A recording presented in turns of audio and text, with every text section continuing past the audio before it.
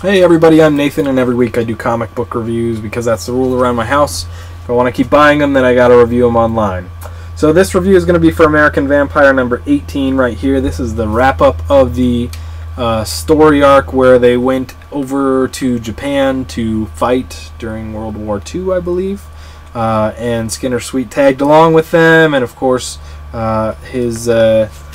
his progeny there went after them also to ensure that her husband was safe, and ultimately they fight, of course. So a very interesting twist happens in this.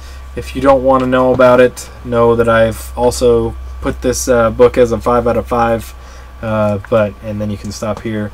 But otherwise, not only do they admit that Skinner Sweet and I forget her name now, his progeny were kind of in love with each other anyway during this whole thing, even though she had married a guy and lived with him. They also killed Skinner Sweet, which is crazy, because he's been the main bad guy and such a cool American vampire. He was from the Old West throughout this whole series so far, and now he's dead, or seemingly dead. He's probably not dead. But anyway, of course, this book is incredibly gorgeous as always. The story is really great. This idea of the vampires changing, of course, and being different based on, bloodlines that they encounter.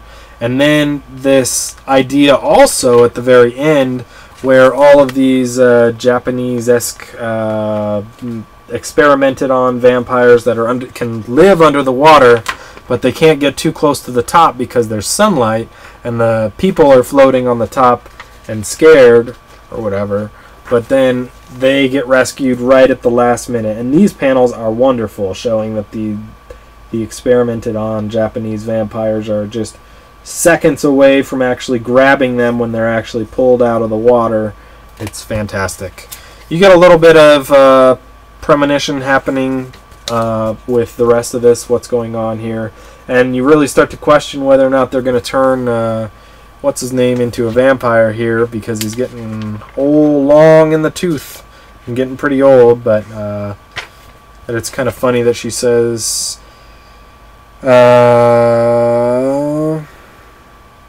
did you miss your hot lonely vampire wife? And it kind of put it in perspective, like he's probably like late 40s maybe, early 50s maybe, and she still looks like she's in her 20s. That would be really weird and maybe a bit frustrating. Although I'm sure I know a whole slew of women who would be totally cool with not looking a day older than they are in their 20s.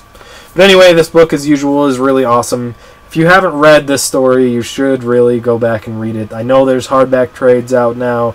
I don't know if there's soft ones, but it's really worth your time to go back and reread these, whether in the issue form or in the book form itself. I really want to get the oversized hardback books because I think that the art is so beautiful and the story is so interesting, even though it's vampires, that it's well worth paying for all of these issues over again. So there you go. 5 out of 5, American Vampire number 18.